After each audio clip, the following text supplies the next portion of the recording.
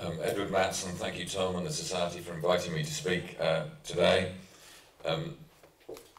Just giving you an overview, and Tullis is giving you a setup how the two businesses are separated. I very much oversee all the mare side, so our principally is mare artificial insemination with fresh, chilled and frozen semen, fresh from Tullis and here, or chilled coming from places like West Kingston, and a lot from Europe, next day delivery, and also we do a lot of frozen semen. And people are often a bit sceptical, but we really like frozen. The quality of frozen semen today, with the techniques that West Kingston and Stallion AI are using, is so much better. And also our techniques of doing it. So frozen is good, and it's, as I said, the artificial insemination is our main side. And then very much the embryo transfer side to our business has very much expanded in the last few years. We now have a recipient herd of 160 mares. So that has very much sort of taken off.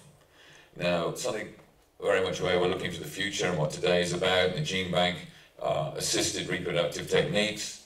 Now, 4 years ago, Richard, my father, set up this with us at Twemlows. He joined up with Liverpool University, Lea Hurst, and we did a KTB, a knowledge transfer partnership scheme for 2 years, and then carried it on. And it was very much my father's set up this.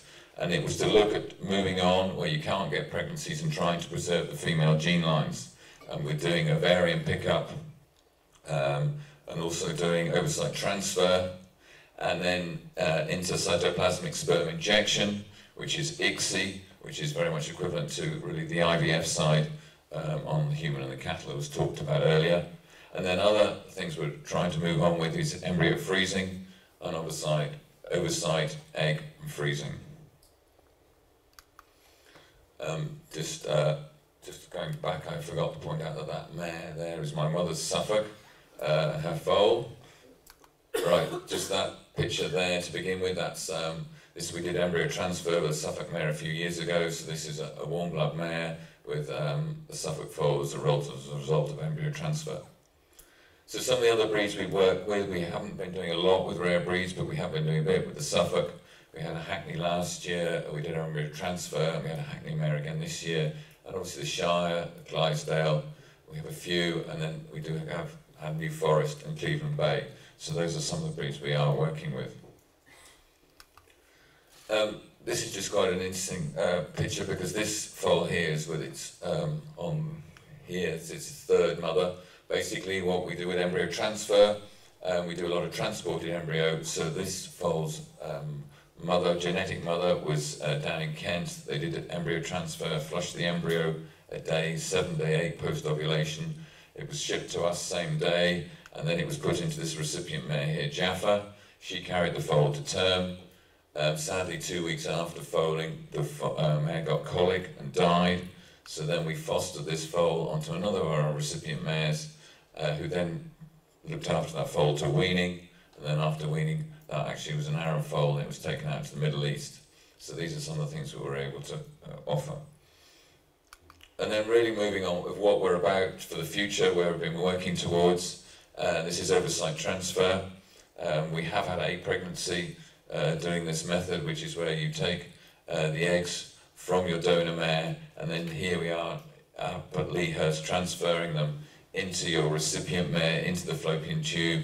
And this mare will have had her eggs removed prior to us doing this, and semen will have been put into this mare, fresh semen the day before, and then you're putting the eggs into the fallopian tube, letting fertilization happen naturally, and then hopefully getting an embryo, and then this mare carrying it to term. And this is what our project is really we've been trying to do. We have, as I said, been doing this ICSI project for 4 years. This is our lab up at Lea Hurst. This is an ICSI rig. We bought this from the human side, so it's an ICSI rig and the hood here.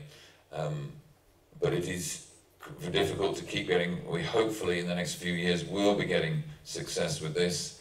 As I said, we have had pregnancies, but we're still not offering it commercially. And this is just showing, here is an egg from a mare, and then here's the needle about to go into the egg, and there is one sperm. And then this will form a blastocyst, and then that is put in incubators, CO2 incubators for 7 to 8, 9 days. And then when you've got an embryo, you then transfer that into a recipient mare. But where we've been really struggling is we can collect the eggs, we can do the injection like this, but it is growing these blastocysts from day 0 up to day 8 before we can transfer them, that they're not making it into the recipient mare. But hopefully, you know, in the next couple of years, we will be able to offer this commercially to the industry, which is very much what we, to help then preserving the gene pool for the female lines. And from this, working with Tullis, my brother, we're freezing embryos and freezing ovocytes. We can do it at the moment, but the recovery rate is not there yet. Thank you very much.